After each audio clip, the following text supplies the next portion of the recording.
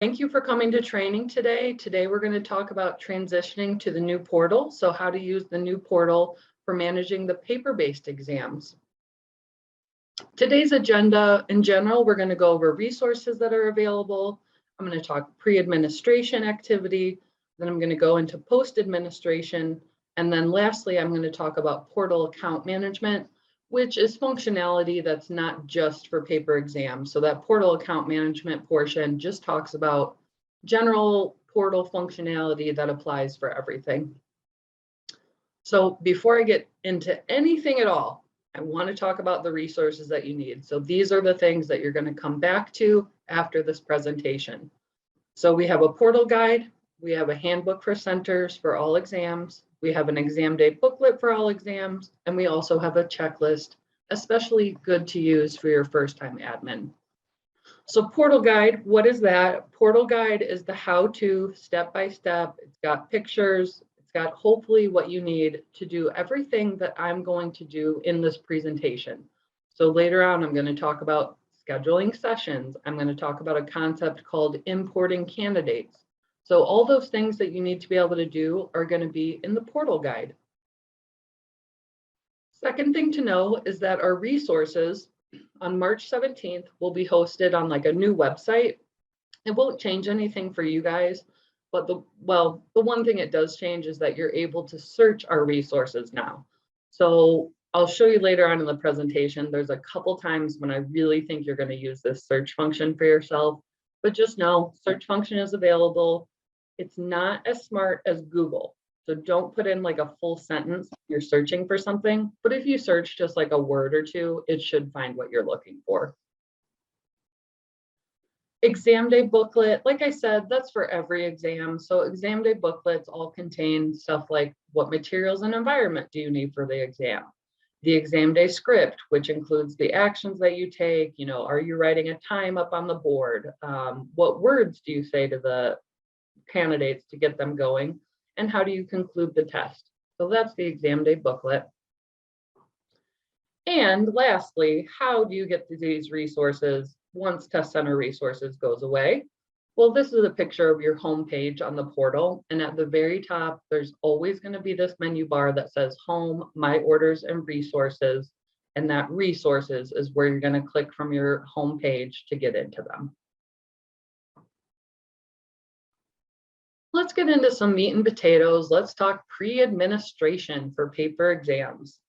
So in this section, I'm going to go over scheduling a session and ordering materials. I'm going to talk about a concept of importing test takers, which is brand new for paper exams. I'm going to talk about how to manage those imported candidates. I'm going to talk about candidate portal accounts. So this is something that changes the test taker's experience with our exams, and it does require action from them as well as action from the CEM. I'm going to talk a lot about portal accounts. I'm going to talk about managing accommodations. So when you have those, and then very last, I'm going to show you how to download your roster, which has something called a test taker ID, and I'll tell you why you need those. So first, let's talk about scheduling a test session. Not too complicated. They are due at least 3 weeks ahead of a paper test date. So that's 21 days. You're going to be scheduling and ordering materials at minimum. You can do it further out than that, but 3 weeks is the deadline for it. So first thing you're doing, you're on your home page. This is what it looks like. You're going to click scheduling. And then you're going to select a test and delivery method. So pictured here are like all the options that could possibly be chosen. So the options that you have will be dependent on what is your center contracted for, and also what are you eligible for. At the very end of the presentation, I'm going to go over eligibility, and I'm going to talk about like what you should expect next, what you can expect to see in your portal account. So we'll touch on this a little bit later, but just know your options may be different than what's pictured here. So, okay, you select your test and delivery method. Some forms appear. You're going to pop in the number of test takers and the test date. So those are the published test dates for something like ECCE. And then when you click continue, this next form, so please notice there's an order deadline up in the top, that's April 30th. So you're only going to see this page if it's before April 30th. One thing to know, you can come back to this page. So let's say you got here, but you didn't fill it out, you didn't click continue. That's okay. You can get back to this page for ordering materials, as long as it's before the order deadline. So when you are here on this page, you're going to pop in a number of test takers, and that's how many booklets you're getting, number of speaking packets if that's applicable, and then let us know if you're returning your test materials by mail. I'm going to click continue on that. Here's where you're confirming your shipping address information, and just know that you control the shipping address and mailing address information now. And pretty much at the end of the presentation, I'm going to show you how to change your defaults, but just know that like you'll have an option to change it here if you want to, and then in the future it'll default to whatever address you put in here. So you can change around a little bit there. And that's that for ordering a session for materials.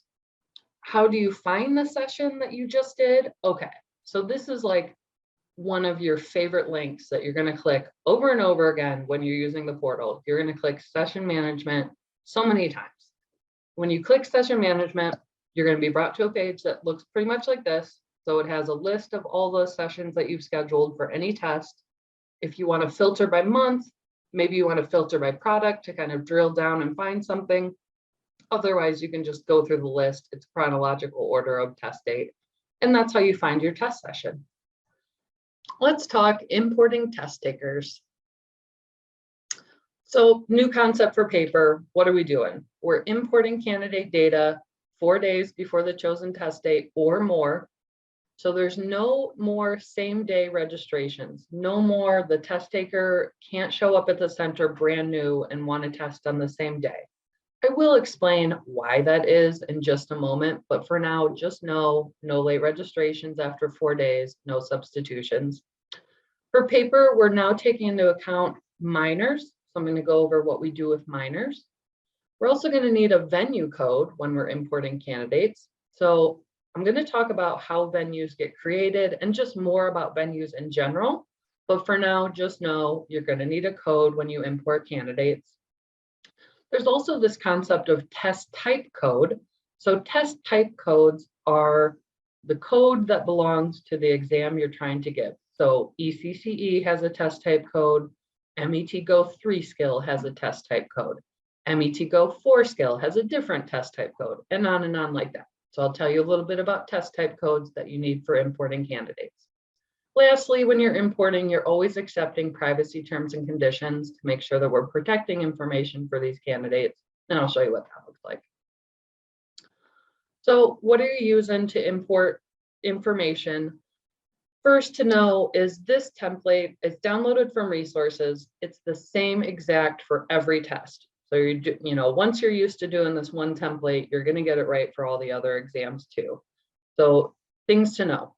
Do not change the headers. So like there's a header in column A, is the test taker a minor? Don't change it, don't add letters, don't take it away. All the columns are required except for if it's an adult test taker, you don't need to pop in parent or legal guardian information. And also English language school is not required at this time. And also noting, if you need to answer a yes or no question, so like, is the test taker a minor? Yes or no. Accommodations, yes or no. You can put that in a few different ways and it'll understand what you mean. Look a little bit closer at these sections of the template we need to fill out. So minors, these columns that are talking about legal parent, parent legal guardian. So test takers, somebody that's under the age of 18 or somebody that's deemed a dependent in your jurisdiction has to have this activity that we're about to do completed by their parent or legal guardian. Later in the presentation, I'm going to talk about the communications that happen with the parents. But for right now, all I want you to know is like, you have the legal guardian email address in there. You do have the name and birth date of the candidate. You don't have to include the test taker email when you're importing a minor. Venue code, I said I'd talk about that. So to find a venue code, that's what I'm going to tell you right now is how to find a venue code.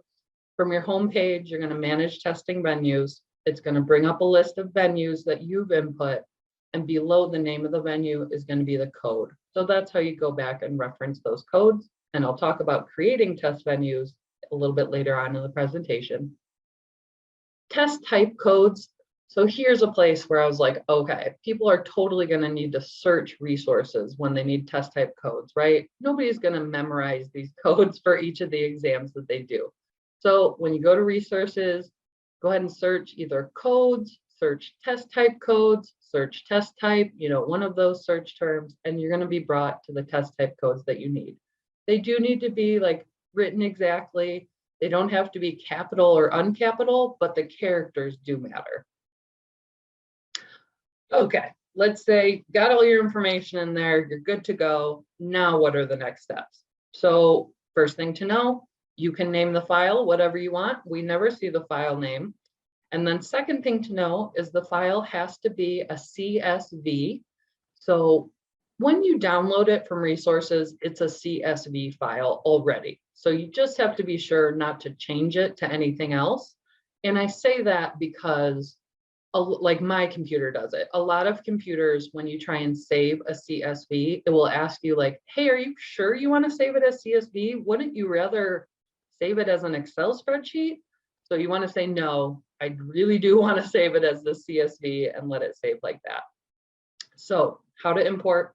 You're coming from your home page, you're clicking your favorite session management, and then you're finding your session and you're clicking the manage button. You'll be clicking that a lot as well. Once you get in there, you're going to click the import button. And you're going to agree to the terms and conditions. You're going to pick your files that you want to add. If you don't see your file, it's one of two things. It's either it's not saved as CSV or possibly you saved it like in a different location. So after you add your files, you're going to click continue. At that point, it's going to start doing some things. It'll be like, give me a minute. I'm importing some candidates. It'll take some time, but not too long. It just depends on how many candidates you have. And what could happen, either it's successful or what could happen is that you receive what's called a validation error. And they're usually pretty descriptive. Like this one said, I don't have an active test type, meaning like I used some code that isn't actually a test type in my import. So I need to go back and change that. But things you can ask yourself when you get these validation errors, just the very basic questions to ask are, did I change any header text? Did I move any columns around, or are they in the same order as the template? My email addresses. Did I remember to, did I check and I have like @gmail.com in all of them, or am I missing some part of that? And then also like, is all required data present? Did I fill out all of the columns? So if none of these are the issue, here's what I need you to do. I need you to grab a screenshot of that error message like I have on this slide. Email me at info@, and then if I need the file, if I need to look at the file, I'm going to give you a link to a share file location, and that's where you upload it. So that is to say, do not send roster information via email. So that's a very high risk way to share confidential information. So don't send it that way. Let me send you a link to the file sharing place where we can share that file. Managing imported candidates. So once you import candidates, this is what your session is going to look like now. So in here, I've only uploaded 2 candidates so far. I don't want anyone to get confused later on. So let me just say now, this has nothing to do with this slide. But let me say now, there is an order minimum for paper exams still. It's the same order minimum that's been in place for a while now, and that's 10. So any paper-based session that you do needs to include 10 candidates, right? This is different from digital. So if you're doing MET Go digital or you're doing MET digital, you can do 2 test takers in a session. That's totally fine. The reason why I bring it up now, I also bring it up now because what I just did with importing test takers, I can do that as many times as I want before the 4-day deadline. So like if I have 2 test takers sign up today, maybe I want to get their information in there today. So I import them today. And maybe I have 8 more test takers sign up 2 days from now. So I import those 8 more test takers 2 days from now, okay? So that's how you could end up with like only 2 test takers in your session at a time. So, okay, we got that. let's say, all right, I put in the ECPE code and I meant to put in the ECCE test type code. So all you do for these, remember this is 4 days or more before the test date. All you need to do is click manage on that candidate and then click the button remove test taker. You're gonna remove them out of there, and then you're gonna make a new import file that just has that one test taker on it, and you're gonna import them again with the right test type format.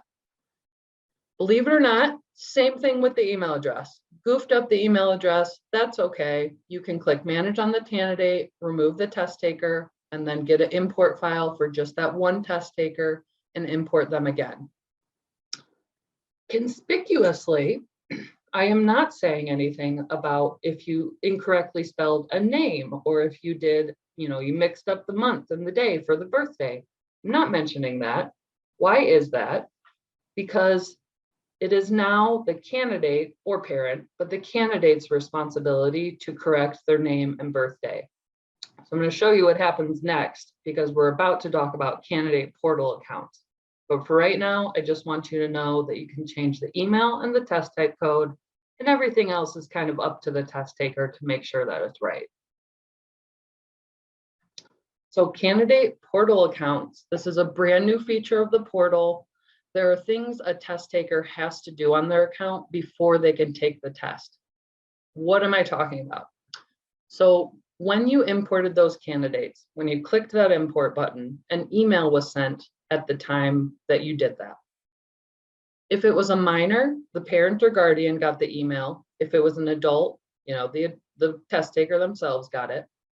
What they're going to do is they're going to be asked to agree to terms and conditions. They're going to be asked to verify or correct their name, do the same with their birth date, and then they can also use their account to get to their score reports and certificates directly, or send their results to a recognizing organization. So let's take a look at what that looks like for the person, okay? So email got sent, they have an email asking them to go verify their account, right? They click that link. It's going to bring them to this page where their email address is already auto-filled. They're going to change their password, click continue. Next set is the terms and conditions. I don't know if you guys remember, but on the paper registration forms, there's some small print at the bottom. And that small print, among other things, allowed us to use the data that we got from the responses for research purposes. So think of this terms and conditions as like the small print that was at the bottom of the registration forms. Okay, so they click continue after they agree. Then lastly, they're going to do their name, they're going to do their birthday. So let's say Dylan has a diacritic in his name that's missing, no problem, he can add that in. That was an adult test taker. Let's say it was a minor, so like MET Go. This is what's happening with parents. Parents are going to see a page that has their name on it.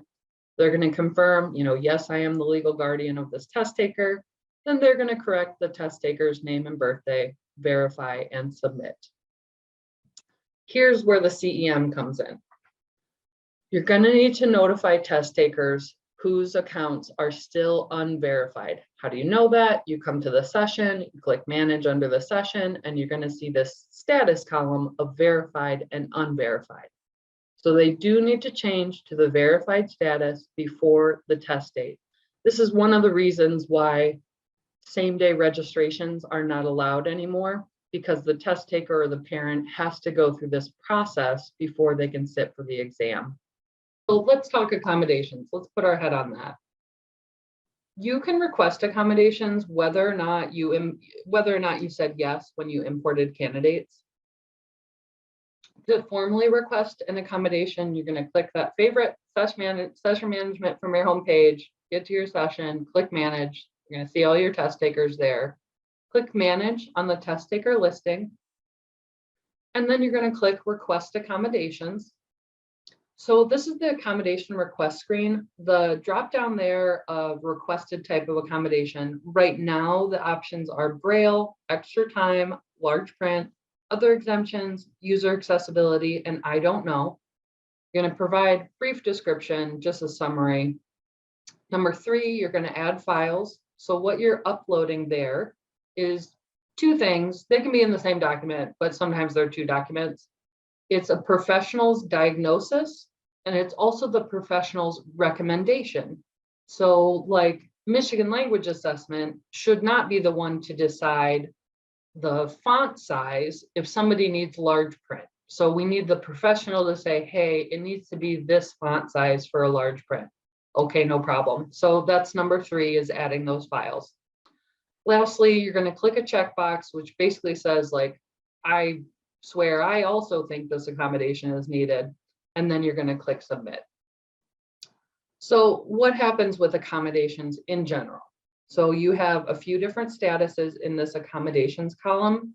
You can see outcome confirmed, information needed, and processing request right now.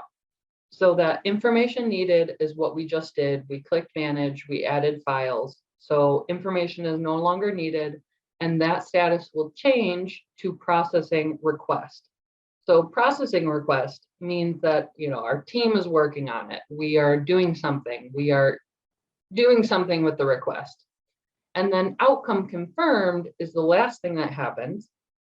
When it says outcome confirmed, you'll be able to click that button, download accommodations report. And that accommodations report is going to have notes like, hey, give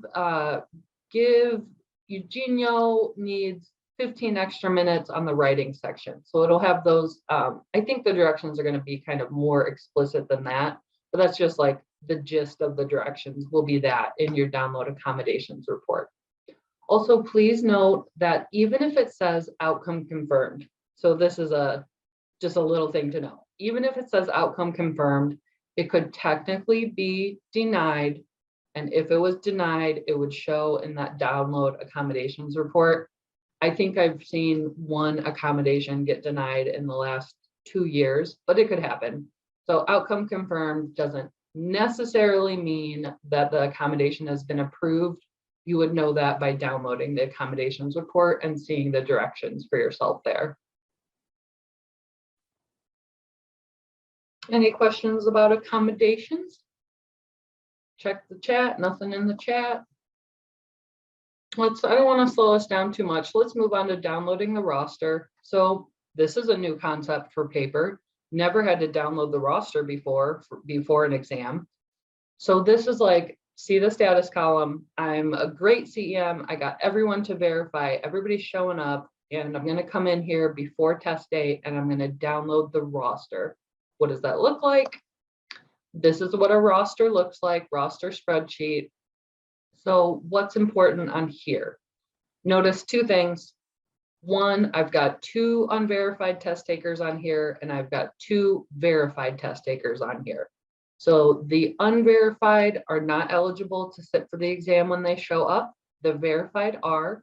And when someone shows up to the center to take their test, they're going to be given, the CEM or staff are going to give them the test taker ID.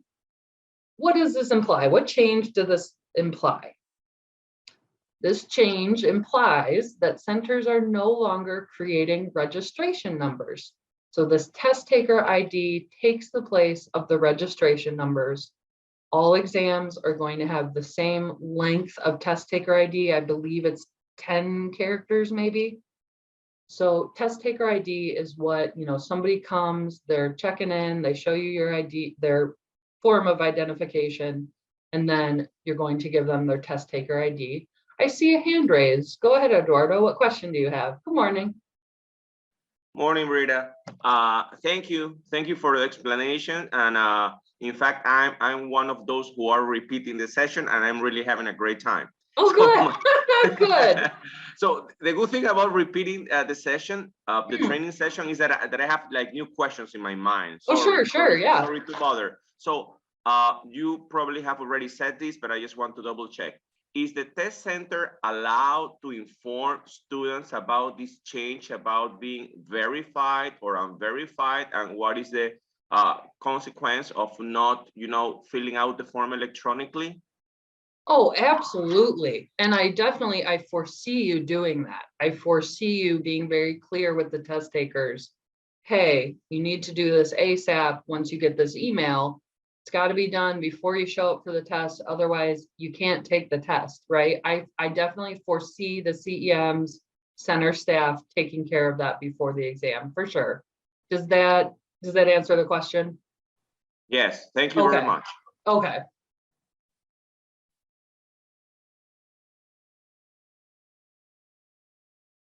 Let me show you guys an answer sheet. So there are going to be new answer sheets. Alyssa, I'll take your question in just a moment.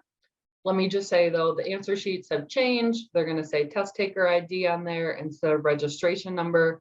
So just, you know, as an FYI, when we send the paper materials, there'll be new answer sheets in there, and there'll also be like a sheet of paper in there that says like, hey, these are the new answer sheets, destroy any old answer sheets you have, you know, like these are the new ones that you're supposed to use. So hopefully that'll be clear.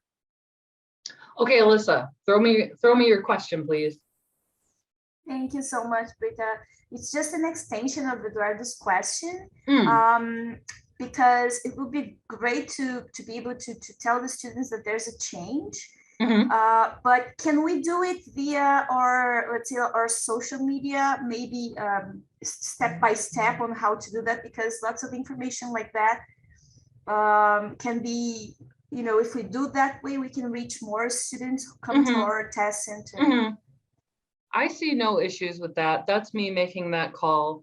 You know, I think the only thing that you're probably not even thinking about is like branding, like just make sure that if you use the logo or something like that, that marketing approves it. But other than that, no, that's a great idea. That's a great idea to use social media to inform people. Absolutely. Thank you. Thank you so much. Sure. In fact, Elisa, I had pretty much the same idea. Thank you for asking that question. Yeah, I'm like, it's totally okay. I'm thinking of like very far-fetched reasons why it wouldn't be okay. So yeah, good to go. Good thinking. Any other questions about this change? So let's see, what have we uncovered here? We've uncovered that there's no more registration forms. We've uncovered that there's no more registration numbers, and now they are test taker IDs, right? We've got candidates verifying their own birthdays, their own names.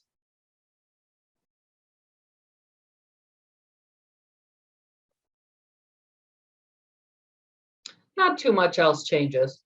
Don't let me worry you guys. Not too much else changes. All right, let's keep going. We'll come back for some questions if we need to. Let's wrap our heads around post-administration activity. Before I launch into this, if you're a new center, you've never administered our paper exams before, but you found your way into this transitional training.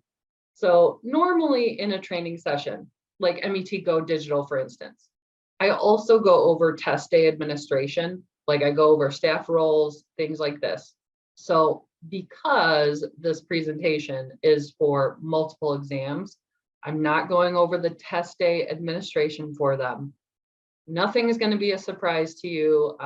You know, you're using an exam day booklet script to go through with your papers. Nothing's changed from, you know, the years and years that you've been doing paper-based administrations. But if you do have questions about what happens on test day and you can't find it in the booklet, exam day booklet or handbook, of course, reach out to me. Happy to help you guys envision what happens on test day. So anyways, okay, so skipping test day, let's talk post-administration activity. Post-administration, this, I mean, it doesn't change. It just changes like the website that you're going to do it. So post-admin is still, please complete it within the 3 days following the exam. Same day is best, but we give you guys the 3 full days, okay? And so what you're doing, like you've always done, you're preparing and uploading response materials, you're marking attendance, which I guess is kind of new for this, and you're answering standard questions. So that is to say, I guess I should call out that another change is that you don't have a final roster. So you used to put together a final roster, but this process will take care of needing that. Okay, and then also I'm just going to show you about results delivery in this section. So what does post-admin really look like? So within 3 days, you're clicking your favorite button, session management, And then when you find your session, it's instead of having a manage button, it'll have a post administration button. When you click that, you're going to upload your response files. So if, like I said, if you're brand new to paper exams, never done this before. So in our handbook for centers, we have a section that's called returning materials. So returning materials electronically, just a brief overview. What does that look like? You're basically like sorting your papers. So you have one file for listening and reading, one file for writing. You're putting them in a certain order. You're naming the file by a certain name, and then you're dragging files here, browsing files and uploading them here. So that's like the basic gist of it is the guidelines are in the handbook, and then you're coming here to actually submit the files. Okay, none of the regulations or guidelines around that changes. So uploading your files. Then you're going to mark attendance. So attendance does default to present. Hopefully that means you guys only have to touch a couple of candidates for marking attendance. And you're going to mark, excuse me, you're going to hit manage on the candidate. And then you're going to select no for attended and click submit. So that's how you mark somebody absent. Once you're done with that, you're going to click submit on the whole page. This next one, I don't think there's going to be any surprises here. So these are just very standard post-administration questions. Results delivery. So this is brand new. Test takers or the parent guardian, like for MET Go, test takers and parents are going to get notified via email when the results are ready. One thing I normally also point out, like if this was an exam specific training, I would point out the results turnaround times. So like for instance, MET Go digital is 10-day turnaround time. MET digital is a 7-day turnaround time, but paper exams, so like ECCE and ECPE have a different turnaround time from MET2 skill. So that's why, sorry, I'm not pointing them out here. But I do, just in general, want you to know that an email is received when results are ready. So they're getting an email like this. This one happens to be an MET email, but it might say the exam name, like another exam name in there. So they can go back to their account. And at the same time as they can do it, the test center can also do it. So basically, you're clicking results and you're navigating, you're able to view, download a score report, download a digital certificate. Those come out in PDF format. Two things. One, yes, you're allowed to print. Two, I want to be very certain to say that the paper certificates, right? So like ECCE, for instance, includes the board fee, includes the cost of paper certificates. You automatically get them. That does not change, right? So results happen to be available. Yes, they are printable, but you're still getting those paper certificates in the mail. All right, let's get into the very final portion. So the two things I need to talk about still are portal account management and then next steps for you guys. So what happens after training? Portal account management, we're talking about contact information, changing that. We're going back to those venues. So this is, I actually want to tell you some more about that. Something I'm very excited to talk about is staff users. I'm going to talk about that. I'm going to talk about paying invoices. And lastly, I'm going to talk about English language schools. So contact information, if you need to change your email address, that's the only thing I still need you to email me about at info@ if you need to change your email address. But let's say you just want to change like the defaults for your shipping address. You would click manage your profile. And then you have the options there to change some screen. So it's blank right now. You could change it to anything you wanted. That mailing address, that's what's going to default when you're ordering paper materials. It's going to default to what you guys have in here. Testing venues, you're going to click manage testing venues from your home page. And then you'll be able to add test venues. So one of the very first things that you're going to be doing in the portal, before you even schedule exams, is you're going to be creating probably your center as your first venue. So like 90% of you have test takers coming to your own building. Then there's the small percent where maybe you're going out to a school to do it. So that school would be your venue. But in any case, you're going to add a venue first before you even import candidates, right? And then what happens is you end up with a venue code. So like the venue code for MLA test venue happens to be AUX4. I better know on that because the question's going to come up if I don't say it. You know how you guys have 3-digit test center numbers? So like somebody might be 103, somebody else might be 363, something like that.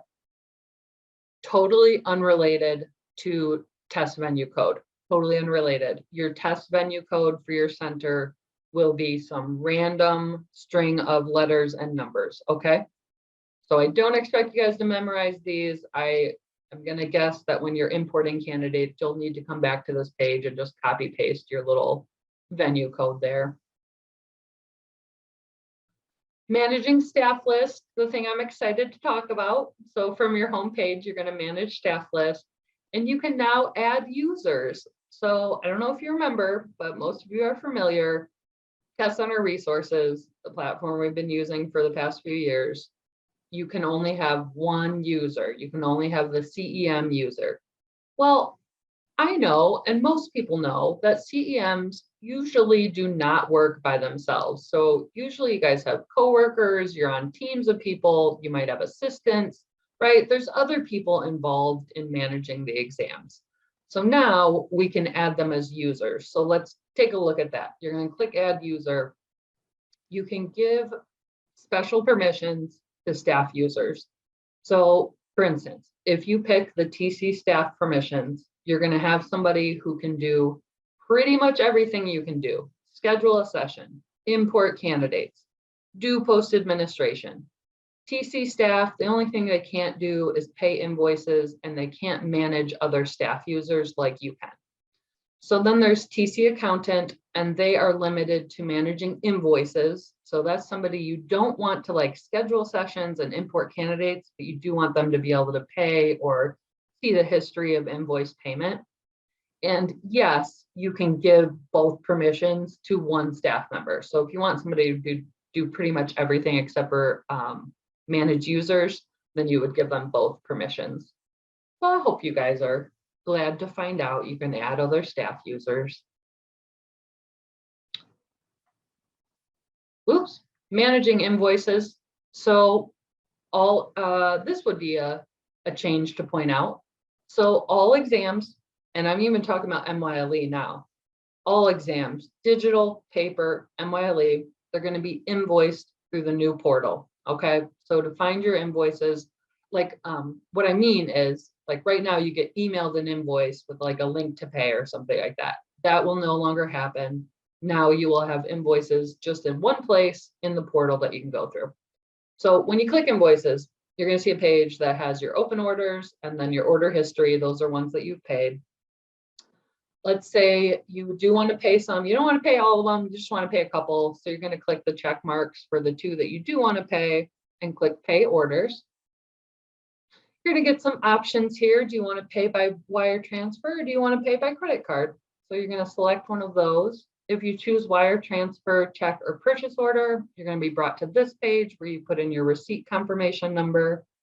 And then if you choose pay by credit card, you're going to be brought to the University of Michigan like payment transaction portal. English language schools. So I leave these to last because they're not required. And more importantly, the data is not reportable at this time. So in the future, we would like to be able to give you guys data about maybe like performance at a specific English language school. So we've started building the functionality, but it's not reportable yet. So that's why I don't go like super into depth about English language schools, but just know that yes, you can add them if you need to.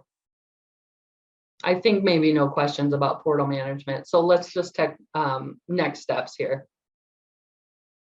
So eligibility for paper exams. Eligibility for almost any exam, but 3 things, not just 2, 3 things. 1, attend training. Boom, you did it. It's not even on this slide because you're here. 2, you need to activate your portal account. I want to say like 80% of you have done it already. So we started asking people to activate their portal account back with MET digital. And then there have been a couple more times where we kind of gave the directions, like, here's how you do it. So like I said, most of you have already activated your portal account. It's not something you need to do like more than once. But if you haven't, we need you to activate your portal account. And 2 are COVID-19 safety requirements. So that's a one-time thing. Again, vast majority of you have already done this. Like you did it in like 2021 January. Like you're very much done with this. If you haven't, this is what it entails. It entails doing a 10 to 15 minute course on our learning portal, and then providing like documentation about the regulations that you follow, just so we know what's going on. And then those are the 2 things. So March 17th, tomorrow, that's when the new portal launches, right? So when you log in tomorrow, if you've already met this eligibility, meaning you've activated your portal account and you've submitted, you already have COVID-19 on file, you will be able to schedule and manage paper exams. So like the MET2 skill that's coming up, you'll be able to do that. MET Go, 3 weeks from now, you'll be able to schedule that. ECCE, ECPE, those will all be in the portal when you get around to doing those. So as soon as you meet eligibility, that's when you're able to choose that from the portal. All right, if you have any further questions, hit me up at info@michiganassessment.org. Thank you guys so much.